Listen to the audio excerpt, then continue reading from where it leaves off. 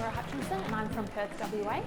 It's just very much about just everyday things, a little bit observational I guess, a little bit sarcastic and snarky, but all in good fun. Can't believe I'm here, still in a state of shock that I got here, so happy days, yeah.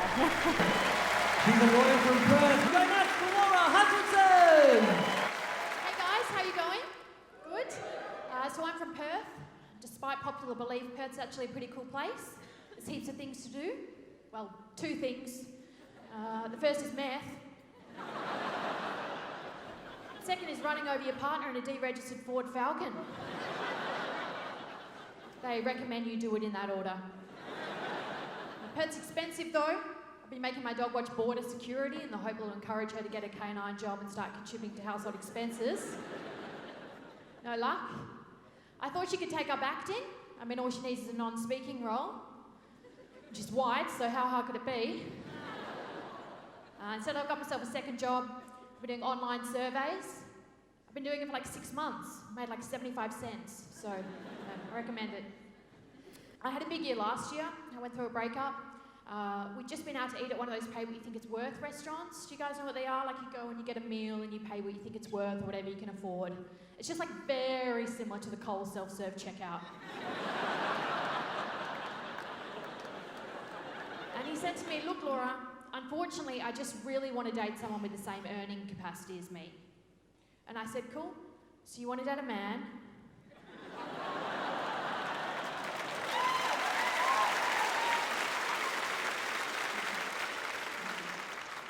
So he's off to climb the corporate ladder, which is weird because he never wanted to do any exercise while we were together.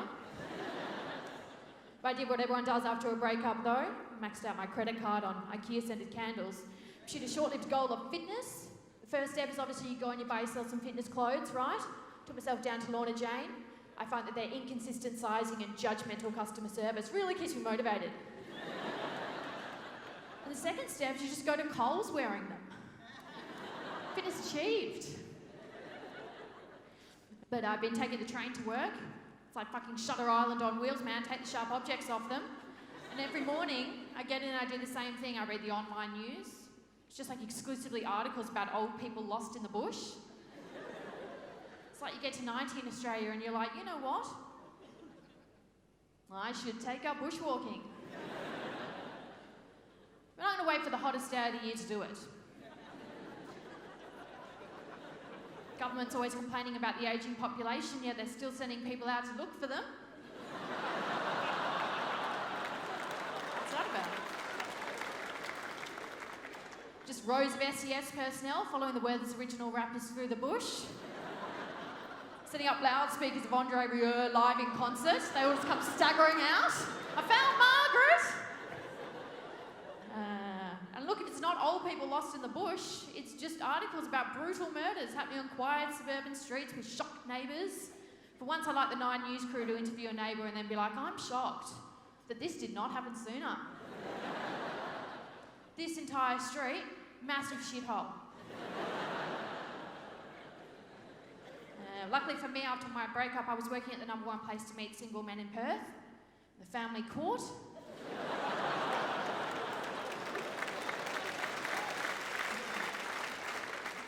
It's raining men at the family court, ladies. Get yourselves down there, real quick.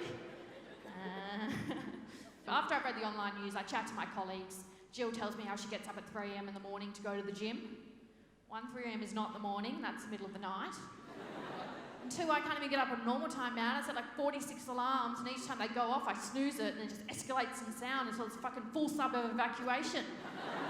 People are loading their kids into the car. Fucking North Korea's here. Margaret's running back to the bush. Now, when I'm old, I'm going to do what old people are meant to do, which is just stay inside watching daytime TV. It's just like a loop of funeral and income protection ads. I realised deciding whether to get income protection insurance or it's very similar to deciding whether to get married. On one hand, it's time-consuming and expensive, but then on the other, it's comforting to know that someone's contractually obligated to look after you if you become permanently disabled. Thank you, that's me. Thank you very much. Give it up for Laura Hutchinson! It was so much fun. I didn't want to get off. No, so much fun. The audience were wonderful. And yeah, just good time. Yeah.